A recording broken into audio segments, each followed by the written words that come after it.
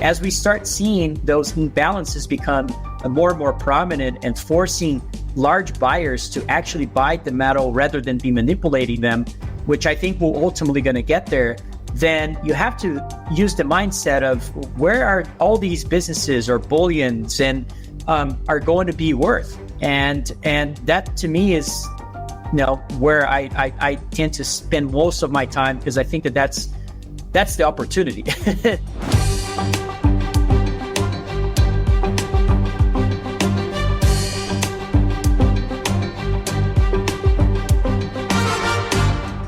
This is Little by Little with Andy Schectman. Wanted you all to be able to listen to the wisdom of a man named Otavio Costa. Otavio, welcome, buddy. Thanks for joining us today. I appreciate it. That's very nice of you, Andy. I'm also a fan, so thanks for having me. Looking forward to this conversation. Right on. Thank you. As I mentioned, Otavio, there aren't a lot of macroeconomic analysts I follow, but I think that macroeconomics is so important. To me, it's seeing the forest instead of being blinded, if you will, by the rustling leaves. It's seeing the big picture. And to me, that's really what matters. I always have been a fan of macroeconomics versus the minutia of microeconomics, not to diminish its importance. But when it comes to commodities in particular, you're someone who resonates with me. Your wisdom, your logic resonates with me. And that's one of the reasons I wanted to have you on the show. So let's just start at the beginning.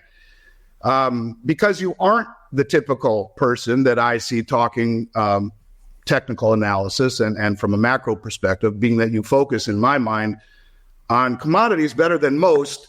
What was that pivotal moment in your career that shifted your focus towards macroeconomics and towards commodities, something that really resonates with me? So I'd love to know what was that moment? What got you started down this rabbit hole?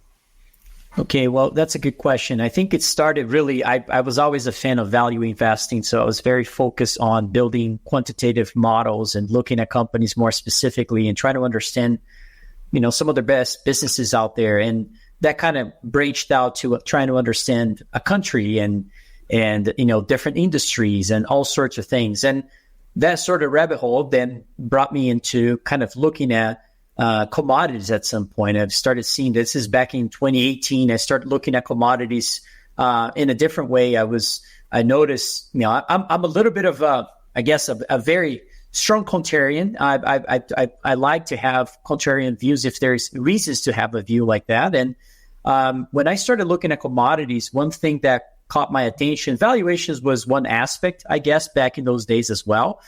But I think the biggest thing that I saw was when I started aggregating capital spending of this industry or this part of the economy throughout history. And I realized that you don't know necessarily what the triggers are. And that this is the issue with macro in general, right? And macro is it creates a foundation of a view, but a lot of times you don't have those triggers. You can come up with some ideas that potentially become triggers. I never thought that COVID and the policies that came out of the pandemic issues would actually be some of the catalysts to some of those changes in hard assets that we haven't seen in many, many decades. And so that was the beginning of it, was seeing that from the eyes of constraints, understanding that supply and commodities take a very long time. And then after I formed that view about commodities themselves and see, commodities, there's quite a lot of different commodities here. Energy has a different duration than mining, that has a different duration than agricultural.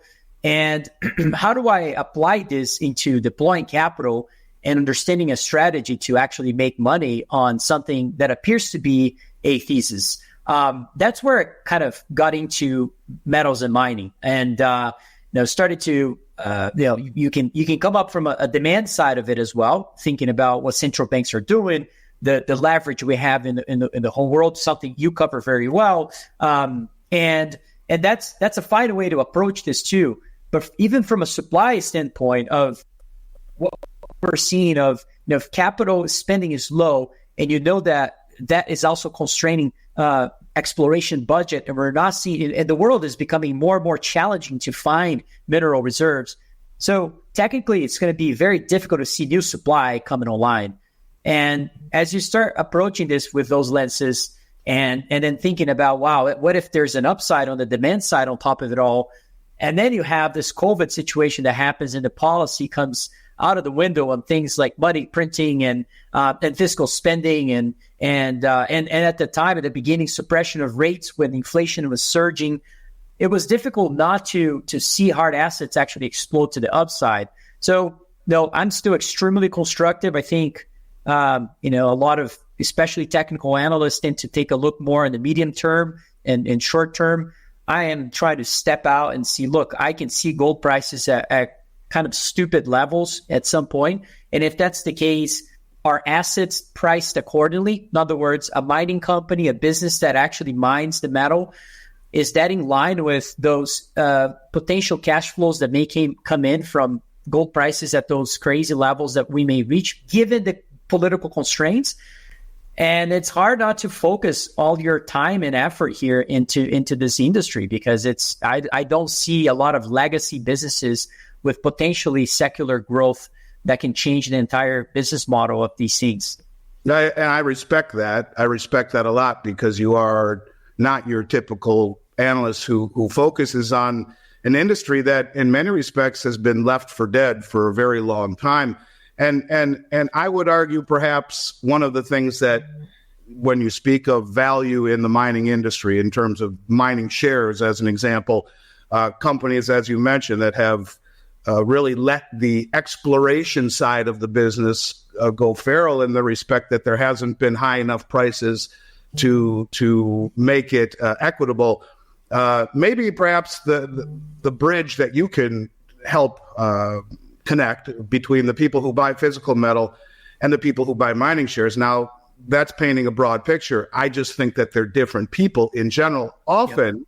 The people who buy gold will buy mining shares too, but not always. But I think the people on the other side of the market are ignoring completely and totally the value found in mining shares. I agree with you. I think if you take the capitalization of every mining share on the planet, it's probably less than that of Coca-Cola. So would you say to the people who own physical metal, who look at the world from a very protectionist attitude, that this is an opportunity that they should explore? This is something that we find, you would find moving forward, great value in the mining sector? I do. And I think it's difficult to use that mindset because of how the value destruction we've seen in these companies over the years and decades has been tremendous. And also, the fact that they do carry a lot of risk. It's always, the case when we are budgeting things on the mining side, everything that you think it could go wrong, it's almost sure that it's going to go wrong. So it's a very difficult and complex industry overall. And I think that complexity is what adds to the inefficiency of the industry as well in terms of valuations. I always say this, you have, first of all, a lack of folks that are allocating capital into the space. So that by definition creates also inefficiencies themselves. But there's a gap between where financial analysts and folks that work at banks and all sorts of places, they try to kind of bridge that gap for the generalists, right? The generalists have no idea about mining. There's a lack of geologists in the world. And so how do you even look at such a complex industry if you don't have enough people with the actual knowledge to actually do that? And you would expect the financial analysts would kind of bridge that gap, but they do a terrible job at that. And it's not to name people or anything like that. And maybe this is a function of the fact that this industry has underperformed for so long that gap between generalists and the actual industry is becoming more and more difficult to close, mostly because of the extra and overly conservatism that we tend to see of estimates. So if you're a generalist and you're just looking at the industry for the first time and you're spending time trying to understand how much will the major companies actually producing cash flow over the next 3 to 5 years, well, you're not really understanding the assumptions that go behind those models to make those cash flow estimates. And I think that that's a huge aspect of all this. And you look at, resource estimates, for instance. You're looking at a certain company, what gold prices are they using to come up with those resources? Sometimes you look at, as of today, some of these companies are using $1,400 gold prices, right? So they're completely out of line with where spot prices are currently. So I view this. I think that the public market is in a way fundamentally broken because you have this gap between generalists and the actual businesses. And so I initially, I guess, approached this by trying to acquire the highest quality assets in the space. And from my understanding, there's the potential to take this kind of venture capital approach. The same way in the 1990s, most of those investors actually approached the technology world of looking for those unicorns and spreading their capital into, 80, 70 deals and potentially getting one of them right and paying for the losers. That's sort of what we did initially. And I think that worked because majority of those mining shares on the exploration side are made, priced for failure. And a lot of them are priced at the same level as another company that has a much worse resource quality and so forth. And intrinsically, you can kind of find those differences. Now, so I think that the other thing that I'm starting to come to the conclusion that it's even potentially just as good of an opportunity is in the private markets. If you're able to purchase a mine and have access to the cash flow, forget about what the public markets are pricing those shares at. You're having access to that cash flow and you can redeploy that the way you think it's appropriate. In other words, maybe taking a different approach for most of the major companies. Instead of paying back large amounts of dividends and share buybacks, taking that growth mentality that we used to have back decades and decades ago to kind of grow resources and focus on exploration and so forth.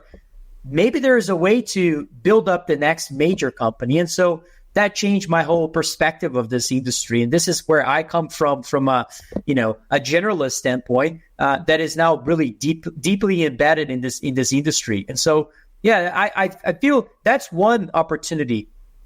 The second opportunity as well, which I'm not going to go into unless you want me to, is the emerging markets idea. I think this is another sort of connected idea that is also massively mispriced. The very few people understand the political risk, what those businesses should be valued. It's another one that has a high degree of inefficiency that I highly doubt will be the case in 10 years from now. And that's another niche subject that, I've spent some time on it, but I haven't spent enough time to really try to, express my view in the best way as possible in the markets.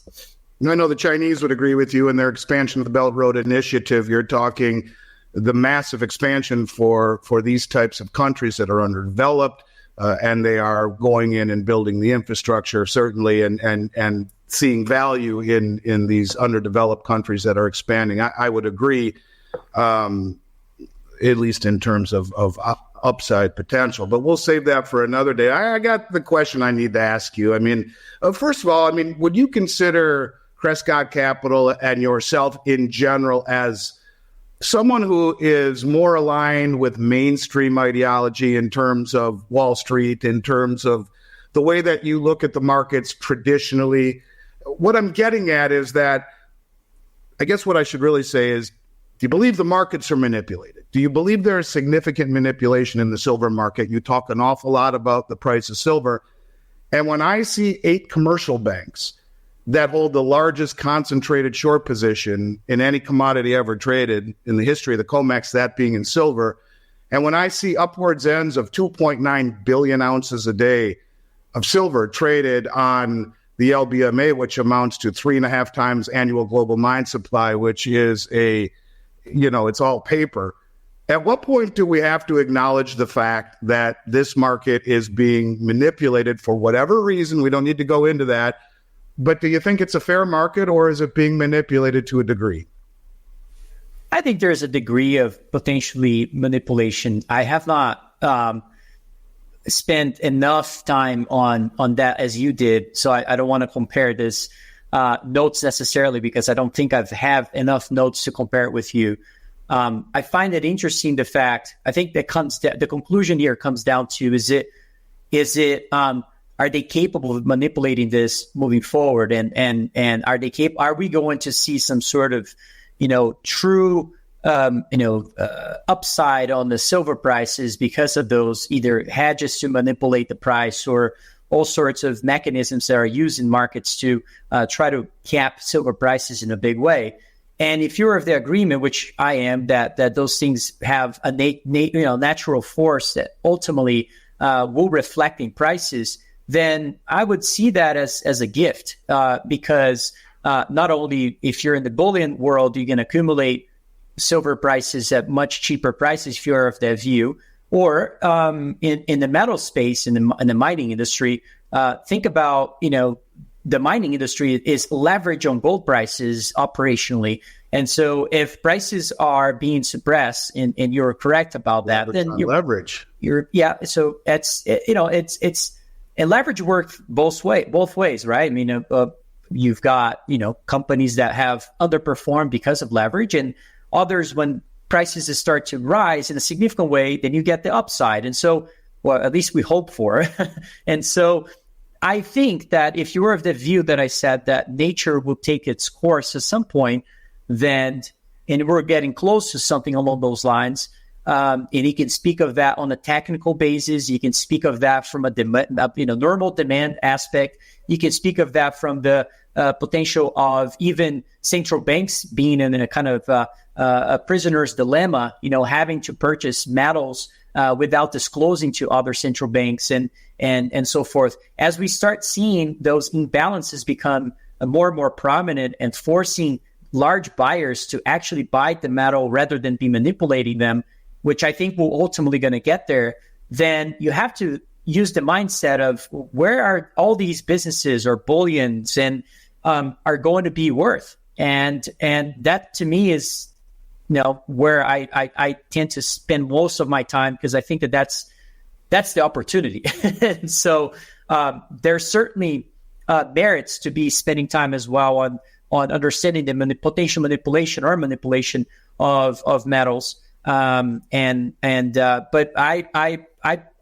end up spending most of my time on where I think that explosion potentially will lead us to. And I think naturally it drives a lot of assets that have either leverage to metal prices or just direct impact on actual metal prices, like bullion, would essentially be, incredible investments if we're right about this. No, it's a brilliant answer, and I love the honesty of it, and I couldn't agree with you more. It does just create a subsidy of sorts, an opportunity. I think you're seeing that much of the Southern Hemisphere views it the same way, with India accumulating north of 800 million ounces in the last few years, with China flying all around Latin America and buying unrefined silver in the form of doré and concentrate, with Russia now saying they're going to add it to their national stockpile. It certainly pays homage to that, and I think it is a generational value. So you often mention, though, Tavi, that silver market is facing one of the most extreme supply-demand mismatches you've ever seen. And I agree. In your mind, what is one of the most overlooked factors contributing to this imbalance that people need to be aware of? I think it's partially the difficulty of finding pure silver discoveries that has been, an existent for the last decade or two. That's number one.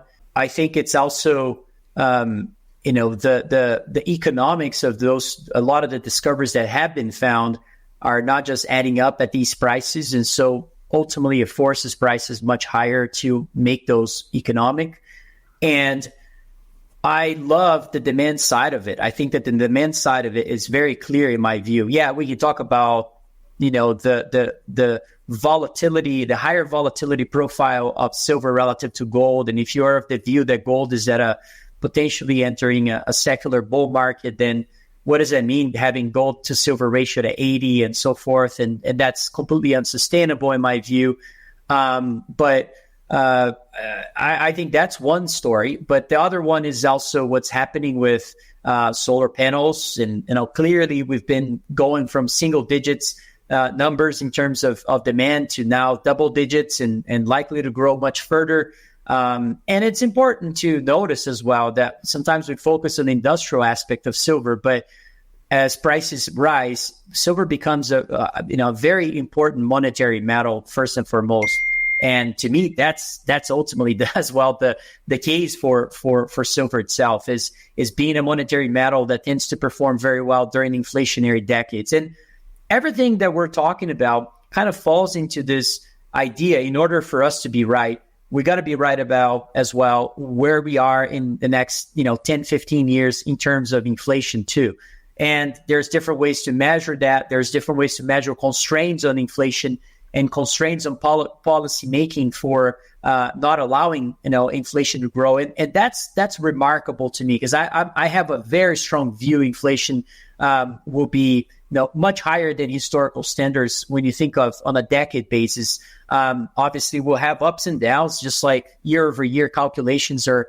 The mathematics of this is just normal to see that level of volatility. But in average for the next 10 years, we're probably going to see much higher levels of inflation. And as we see that occurring with central banks being incredibly limited as well to fight and avoid inflation from growing in the system, I think it's hard to, not be excited about hard assets. And coming from Brazil, I guess, an emerging market and kind of seeing inflation firsthand, a lot of, I grew up with that in my life. I can see that the psychological effect that it's being caused just by seeing the way the consumer has been changing the way they approach prices rising and so forth, and how businesses have changing the way they reflect those surges in prices. It's hard to believe that these things get fixed, in 1 to 3 years, and that's why inflation tends to develop and unfold over decades. And so, what is shocking here is that fiscal spending and monetary spending is just completely out of line if we are indeed at the beginning of an inflationary decade. I mean, we shouldn't be spending as much as we're spending. I think everybody agrees that you shouldn't be creating an inflation act, reduction act, to spend more money from fiscal side to fix inflation. That just seems ludicrous. And it's not just the U.S. It's happening across the entire globe. And I'm afraid that those things are unleashing potentially one of the worst inflationary decades, or even further than a decade, that we may see in the history of economics. Dude, I'd like to sit and have a bottle of wine with you and really pick your brain, because you are saying exactly what I'm thinking, only saying it much more eloquently. All right, so let's shift gears and let's talk a little bit about inflation, because you've spoken in many of the interviews I've listened to you about it being deeply entrenched. And I agree with you. We're creating, $100,000 of debt per second, every second, $1 trillion roughly every 90 days. It took 200 years to do that. And, it's 1 trillion seconds ago was 31,688 years ago. We talk about a Fed that's pivoting, yet 60% away from its target rate of 2%. We talk about a CPI, of course, that is geared to make the world believe that inflation certainly is in check. Of course, John Williams of Shadow Stats would tell you to add an 8 to the number of 3, and that's much closer to the number. I agree with you. I think when you talk about even a balanced budget, which is not happening with the fiscal irresponsibility, as you say, spending too much money, it's egregious. The amount of money that we are spending, the irresponsibility of it, the monetary policy that is borderline brain dead. I agree with all of that. And even if we had a balanced budget, we still have, close to 160 trillion in unfunded liabilities, Medicare, Medicaid, Social Security, all the government, military pensions. Who's going to pay for that? Where is it going to come from? And of course, it's interesting, as the Fed lowered interest rates, pivoting away from their desire to get tough on inflation. And it wasn't a victory. It was more or less surrendering, in my opinion. We see the market get wise on that. And ever since that day, the back end of the rates have gone higher. The bond market has gone lower. So I agree with you. So with that being said, and you kind of already answered this, but I think it's important for people to hear this, because when you talk about your macro analysis, it's very interesting. You need to listen to what he's saying, people, because he's giving you a big picture. And the big picture, I think, is irrefutable at this point. We are too far down the rabbit hole. But in terms of inflation dynamics, how do you think this evolves over the next decade? And do you see, as I do perhaps, a period of sustained stagflation, which would be characterized by higher inflation, higher taxes, or little or no economic growth in that stifling environment? Is that something that you think is a possibility? Yeah, and I think the question comes down to the pillars of inflation and what is really causing the issue. There's a lot of things, right? There's the policy making side that we can debate and add to that idea. There's also the commodities natural cycle where, you can fix the policy but if we haven't fixed the supply side of commodities, how do you fix the inflation side of it? And inflationary trends are usually linked to hard assets doing very well, i.e. commodities. And the main reason for that is because their supply curve is also in line with the beginning of an inflation era. So it's all kind of linked. And so how do we fix that? It's also deploying a lot more capital and being extremely efficient and productive in finding more supply and bringing that supply back to the market as soon as possible, which we all know that it's highly unrealistic to do that in 3 to 5 years. The other aspect of all this is that debt creates wars. And we're one of the most indebted areas that I've seen our times in history that we know of. And it's hard not to make the case that we're going to be a more deglobalized environment moving forward. And that might be actually the main factor to be aware of when it comes to inflation. So there's a lot of things, a lot of takeaways from here. And then, there's the potential for, okay, well, maybe we have AI, we can create creativity and or productivity and potentially fix some of the inflation problem. I don't disagree. I think that might be a factor to consider as I'm not an inflationista per se, but I believe I can see the constraints are very clear to me macro-wise, and that we're probably going to see inflation to stay substantially higher than historical standards. And so, but you have to apply, okay, well, what if I'm wrong? What if AI truly is a productive tool? But the problem is to become productive, we need spending. We need to, fix the entire electrical grid and create data centers. And you start thinking about how much capital and materials that would be needed for that. That is highly inflationary itself. And so it's a really, really difficult, I guess, dilemma to fix, and why I think naturally we will see inflation going higher. So, okay, so as an investor, as you applied that on your day-to-day basis, how do you think about how to deploy capital in the next, call it 5 to 10 years? And emerging markets come to mind because emerging markets usually, when you have a secular bull market in gold, unleashes a lot of other things, unleashes commodities themselves. I mean, you can see the link between gold and agricultural commodities, and logically, maybe you can make the case that they shouldn't be linked, but they are linked because as a pension fund starts putting capital into gold, the safest of them all, ultimately, as they start looking for other things to do with their capital, they will go into other commodities. And that's why commodities tend to be highly interconnected, no matter which type of cyclicality you get into. Copper is highly connected to gold, and so silver and manganese and zinc and so forth. And all these things are extremely undervalued today. So you get to apply those lenses and think about, okay, well, how is market leadership today? You have technology being a very large percentage of the market. You think about the MSCI World Index. That's the global equities index, most famous. 60 to 70% of that is U.S. equities. Majority of that is technology. Can we see an outflow of that bucket into something else? Most likely. What does that cause into valuations? To your point about stagflation, if all the growth is coming from that sector itself right now, and especially in the equity markets themselves, what does that do? I mean, where is the risk here? I think the risk is there. I mean, potentially we could see a lot higher.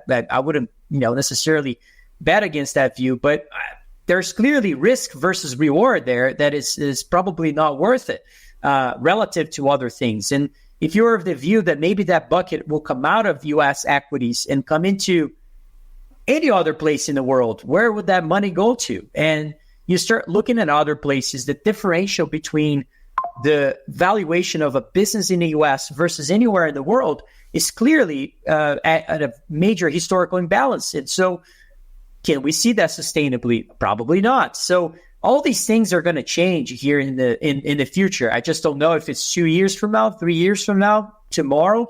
But I think ultimately we're going to get there. And understanding cycles, leadership in markets change every decade or so. And sometimes technology is leading. Go back to the early 2000s. Who was leading that market in the early 2000s? Well, commodities did very well. Emerging markets did very well. If you bought Brazilian equities in early 2000s and held it all the way to 2011 in the most boring way, buying the Ibovespa index, you made 18-fold of your money. So, I'm not saying we're going to see that again, but just to give you some sense, that's kind of illogical in the world that we're living now. A lot of people think that no way that would happen now, but that's what markets do. We change it over time, and leadership will change accordingly. So I take to grain of salt, all these moves that we've seen in the last 10 years of complacency and saying there's no risk and just buying NVIDIA and any technology company and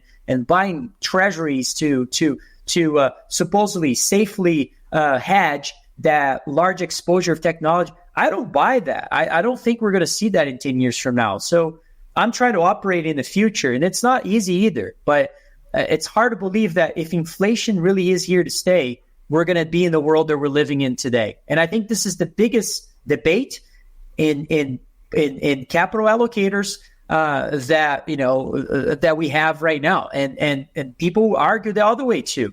But in my view, it's pretty clear. If inflation is here to stay, you have to operate your mind accordingly. Cost of capital will be higher. Long duration assets like treasuries and other things will probably get hit.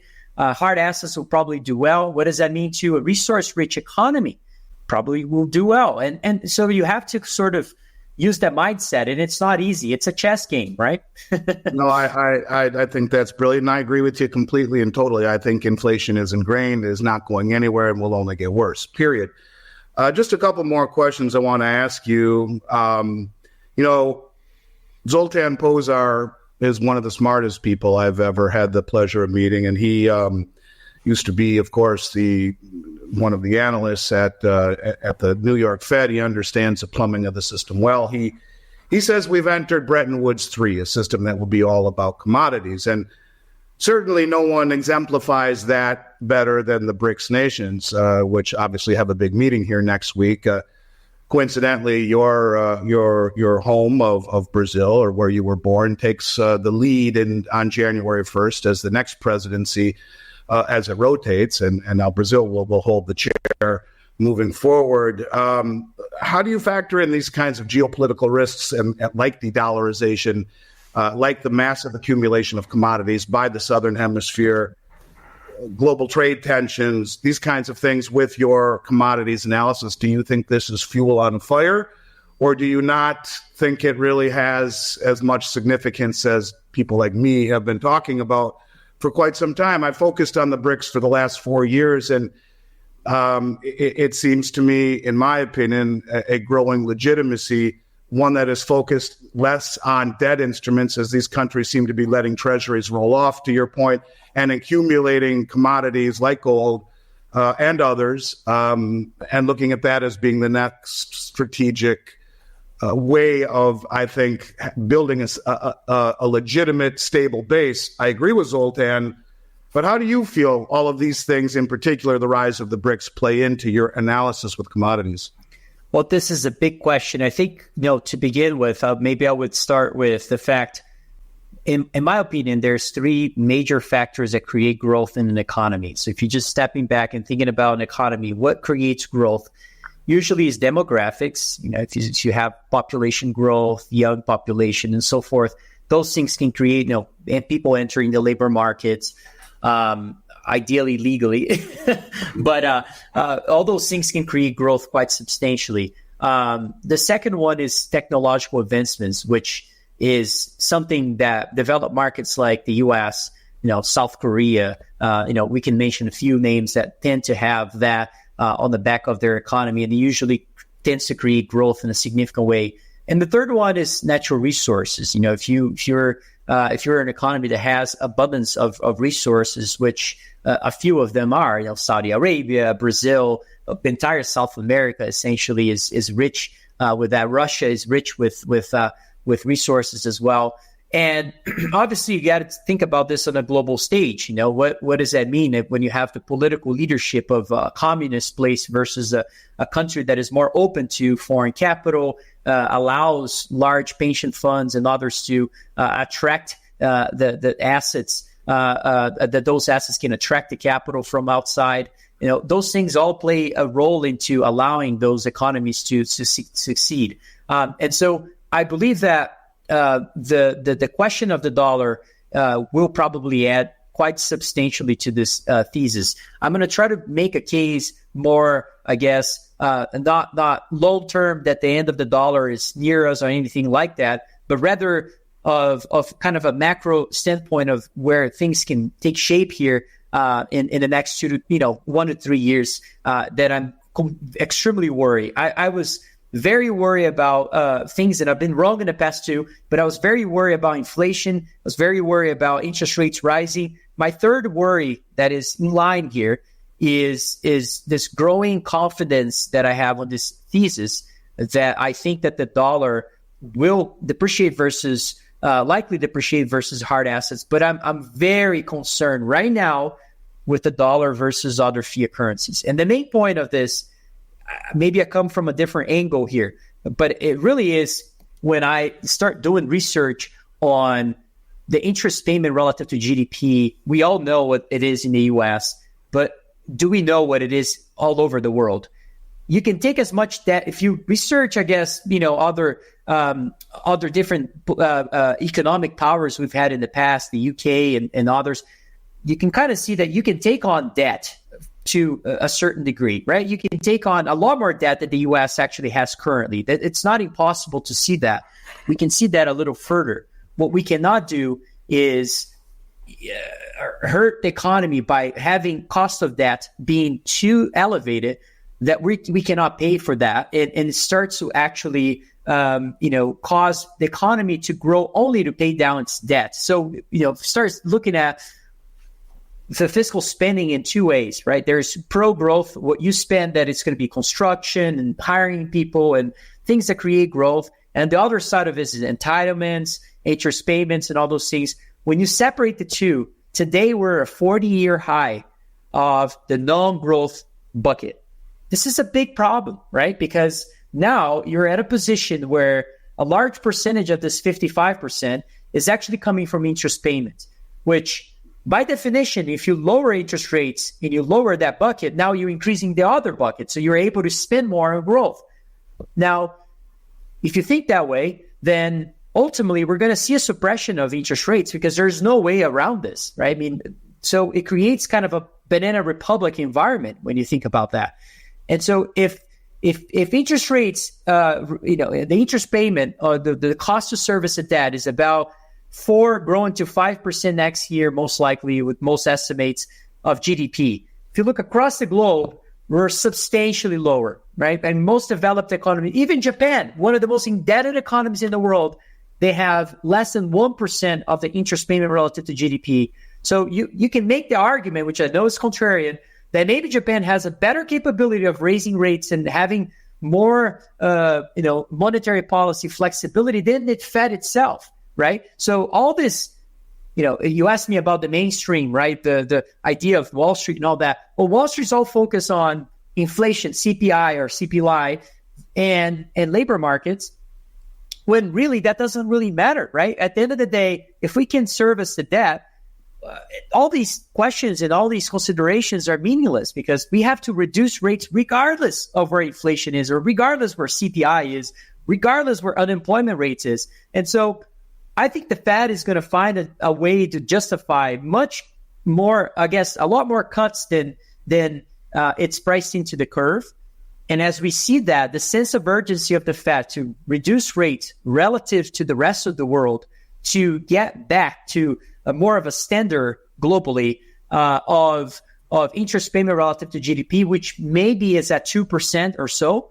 Boy, that adjustment of interest rate relative to other currencies is going to have, in my view, a very significant impact on the devaluation of the dollar in the next 1 to 3 years. And I just don't see how we avoid that here in the next, again, 1 to 3 years. I think this is going to be one of the most important moves in the macro setting. And I can't imagine that being negative for hard assets. And so I think that, going back to your question, that adds to the, more fuel to the fire, or the inflation fire.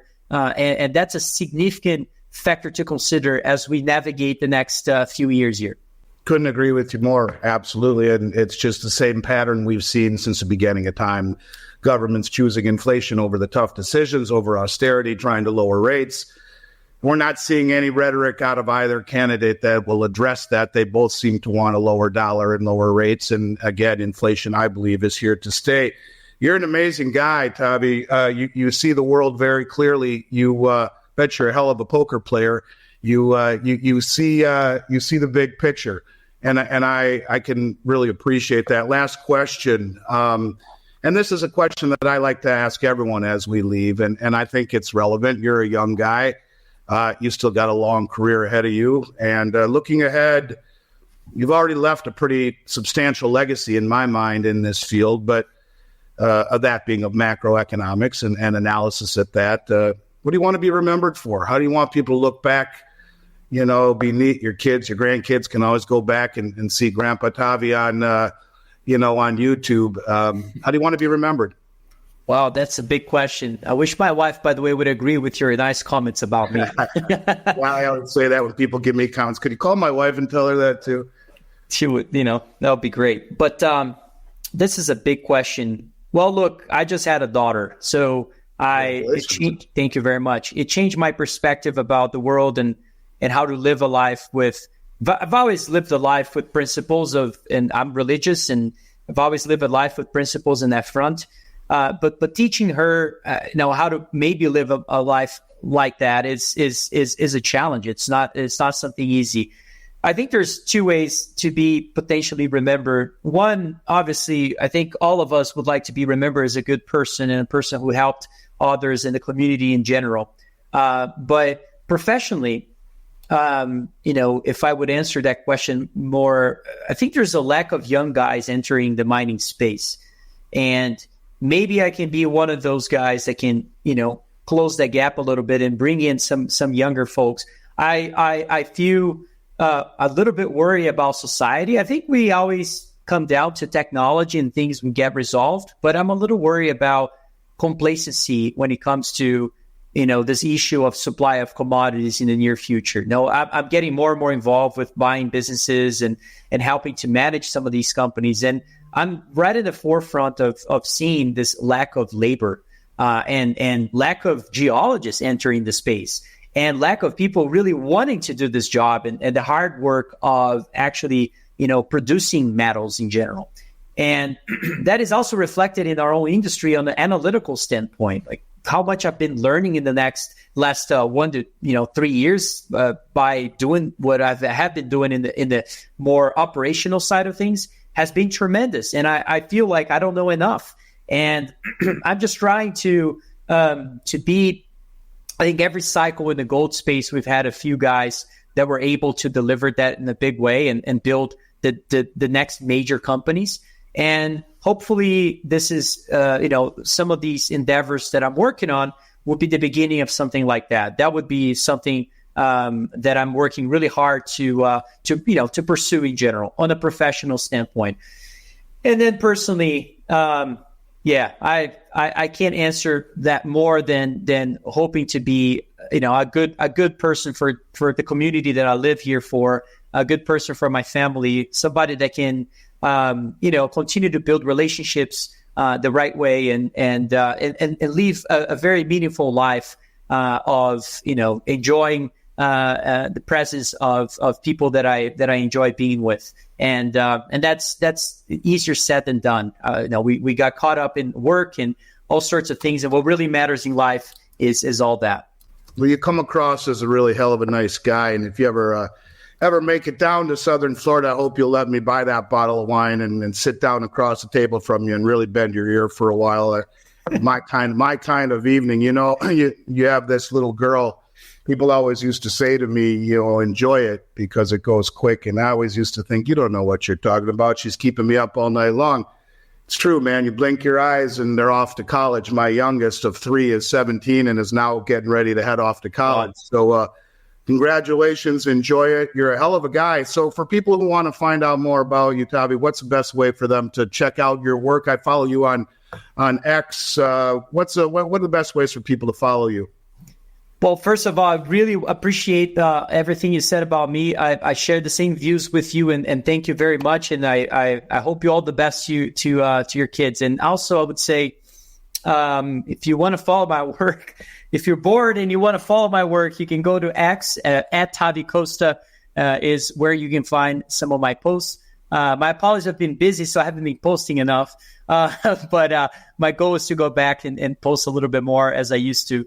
And I write some letters as well. Sometimes every couple months, I want to write down some of our ideas a little more in depth. And you can find those at cresket.net. And you can look for those letters. My partner also writes some of those letters, and I write. We kind of divide that work, so you can kind of see the difference of the letters.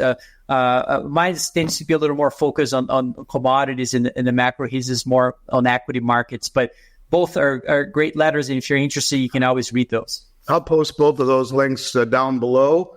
Otavio, this was awesome, brother. I hope to do it again with you soon. I wish you nothing but the very best. And until next time, I look forward to picking up where we left off. But thank you very, very much for joining me, and consider yourself one of my favorite analysts to follow. And this was a great lesson today, and I hope other people got a lot out of it. So until next time, brother, I look forward to catching up with you soon. Huge appreciation. Thank you very much. And you got it, my man. Thank you. Little by Little with Andy Schectman.